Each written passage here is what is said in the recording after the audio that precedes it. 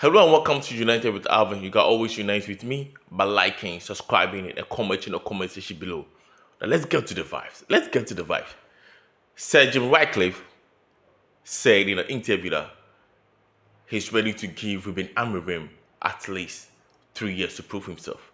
And he also made reference of Mikel Arteta at Arsenal and also, I think, and then maybe probably Jurgen Klopp from Liverpool. Look, many fans, I'm hearing panels, slandering Sergio Ratcliffe that Ruben Amorim is not the right fit. Thing is, a lot of coaches have come to Manchester United and they've not been the right fit. Louis Van Gaal, Mourinho, we can go on and on and on. And we're arguing that who will be the right fit for Manchester United. Pundits are also bringing out that even Ole Gunnar Solskjaer had a better record than Ruben Amorim. And it looks like Ruben Amorim is the one with the worst record. 38 games in, he's only won 10 matches. But that's the decline of Manchester United. You can call it whatever you want, but believe it or not, he has inherited the worst Man United squad ever. Not just in terms of talent alone, but in terms of attitude, in terms of structure, in terms of culture, in terms of belief, in terms of discipline. And he has to rewrite everything. He has to redo everything from the scratch.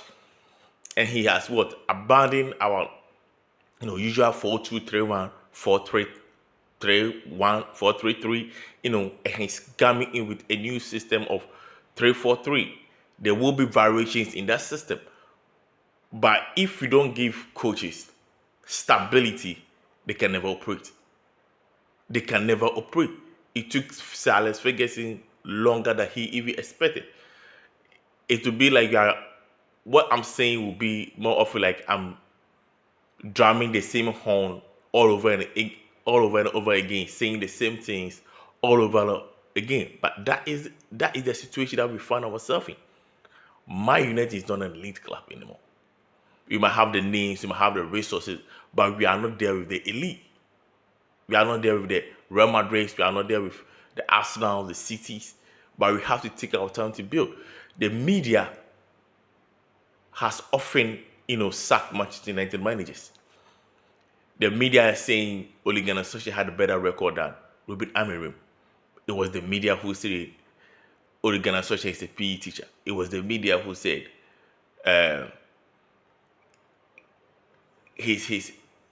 he doesn't have enough to be a Manchester United manager. Now they are saying he was better than Ruben Amorim. And the media is also propaganding that Ruben Amorim should be sacked, knowing very, very well that the United squad is not good enough. That the culture of Manchester United will take more than a season. If we don't have the stability and we keep sacking these coaches, there will be more of player empowerment.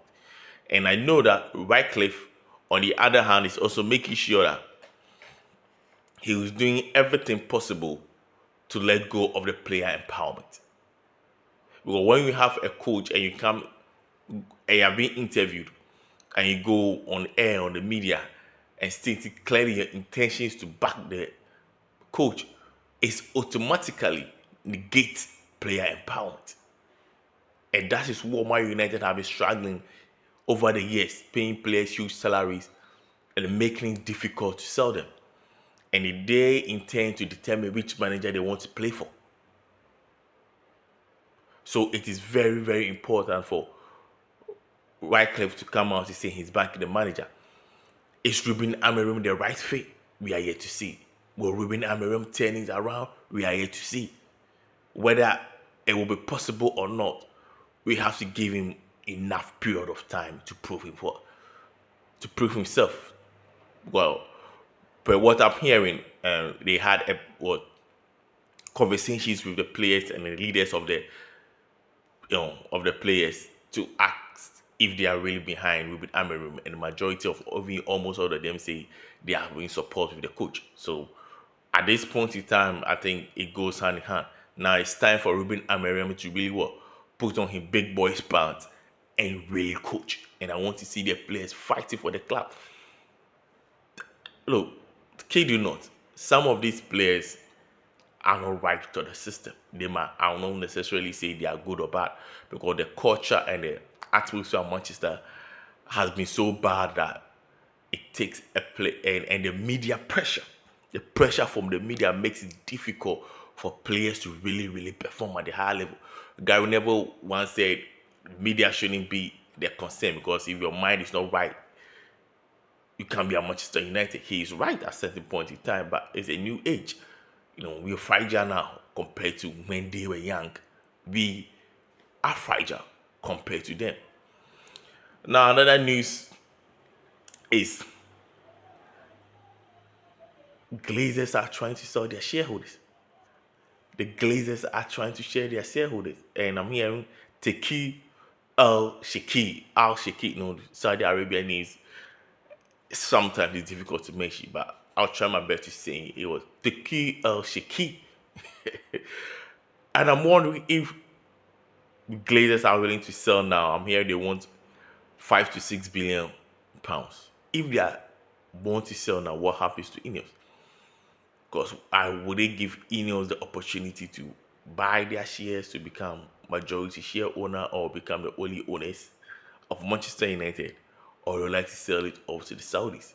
In the rumor coming in has not been verified yet, but there's not been any denial from the Glazers also. This put Manchester United in a weird situation as a whole because I knew there's a partnership between Ineos and Glazers, and the Ineos are solely responsible for the football operation of the club. Now we are selling your 60% shares to whoever comes in. Would the argument still stand? That's the question I've been, pondering.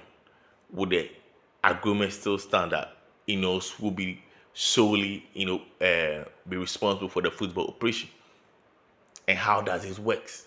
Do you get me? Because where Ineos wanted to buy Manchester United, and even though they were giving a smaller stake, it was we were being informed, or the media was being informed, or the world was being informed that as time goes on, their shares will be increased, and gradually they will buy the Glazers off. And all of a sudden, the Glazers want to sell their 60% their shares, and go off the market. It looks like to be a good news if you finally have the Glazers gone, because every United fan want the Glazers gone. But there's a new conundrum here. How would a new ownership, if and when it comes in franchise with Ineos? Because Ineos have, gone too far in setting up, putting things in place to build on to make Manchester United one of the best clubs in the world. Now we are bringing a new owner, and maybe there will be some disagreement or whatever. Whether it's true, whether it's not true, my main concern is what happens to the operations or how Manchester is running. That's my fear.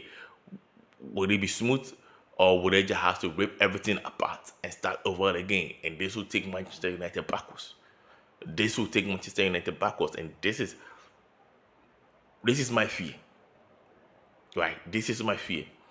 Bruno Fernandes, who we all knew that he had a bid from Saudi, £100 million. He almost left Manchester United to Saudi Arabia. Hearing that he's very committed to Manchester United.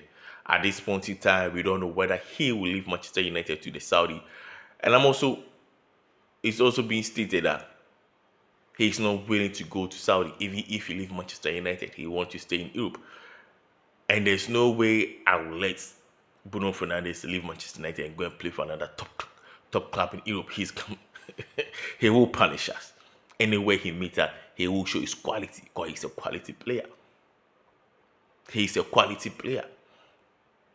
If we can extend his contract, find a way for him to stay, but also question like if he stays, what happens to Kobe Menu?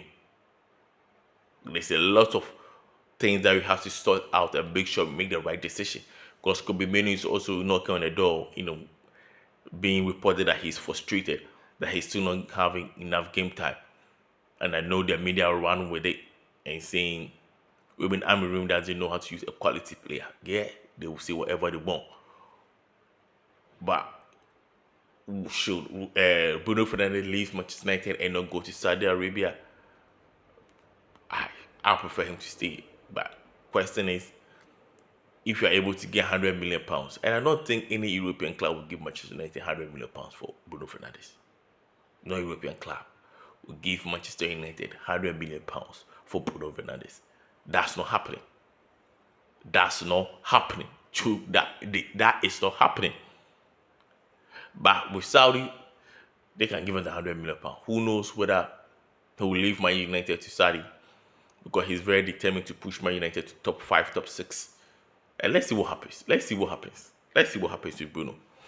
Saint Lamens looks like he will be in goal in post against Liverpool and beyond. He's being expected to be the number 1 goalkeeper for Manchester United right now.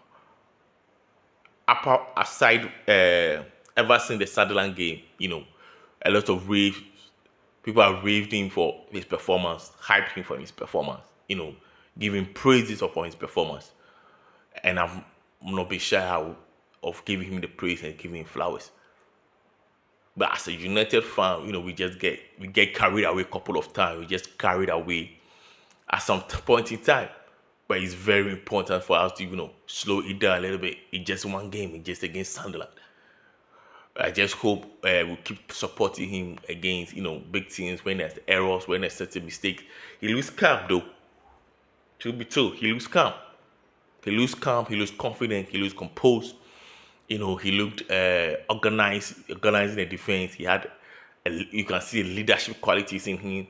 He's brave coming out, but it's still only one game, and it was still against Sunderland, and it was a game we totally dominated. There was no pressure on him, right? There was no pressure at all on him. So, let's just keep it back and calm down a little bit. Let's keep it back and calm down a little bit. Else, when you hype a player too much, he's not able to live up to the hype. It begins to feel like he's flopping. And the moment he makes a mistake, the propaganda media will be coming. The propaganda media against Manchester United will be coming. So let's keep it back. Let's keep it, let's keep it down a little bit. And let's support him, and let's make sure, hopefully, he goes on with a good string of performance. And I like there's a quote that Peter Schmeichel also made, that when he was a goalkeeper of Manchester United, and he also likened himself to Edith van der Sar and probably David De Gea, saying anytime the season starts, they make sure it was at the back of his mind, Peter Schmeichel, that he will save Man United at least 10 points. At least 10 points. And remember when Schmeichel was in post, saving crucial. Last minute saves. Van der Sar the same thing. David De Gea the same thing. David De Gea practically single-handedly prevented Man United from being relegated. He was one of the sole. I won't say he was one. He was the sole reason why Man United didn't get relegated. During his peak, when he was prime years, he was outstanding, saving us from a lot of points, being the United Player of the Season, I think 3 years or 4 years running. We've missed that. Onana didn't provide us with that. Let's hope Sam Lament's first clean sheet of the season. Let's hope he keeps saving Man United points. Let's hope he becomes one of the ones, that 1-0 during the last game of the last minute of the game, 1-on-1, he makes a great save, a reflex save, a header reflex, short reflex, an important save to give Man United the point. This is the type of goalkeeper we want. Let's hope he's able to live up to expectation. The hype, though, I think is too much. Let's slow it down and keep it back. I thought last week by this time, I thought Harry Maguire will leave Manchester United, because there was reports stating that United will not be, renewing his contract. Today, I just read that United might be giving him an extension again. I don't know what to say with this one, because I felt Harry Maguire has played enough and is due, and he has to move on for us to replace him. If United offer him a contract, then it should be a significant low wage. Significant low wage, because we will need to sign, top tier young defenders to come in and replace him for the future. If he's want to stay, the wage has to be significantly low. He might be, a leader in the dressing room, help the young ones settle down. Because he might not be prominent figure in the first team anymore. He's not even a prominent figure in the first team. He's given a string of good performances. He's not elite. He has never been elite. People will say that. But give him a new contract, in my opinion, I would like my Harry Maguire to walk away. In my opinion, I would like Harry Maguire to walk away. That's my opinion. That's my opinion. This is all I have for you. Please continue to like, subscribe, and comment in the comment section below. And let the channel grow. Let the channel grow.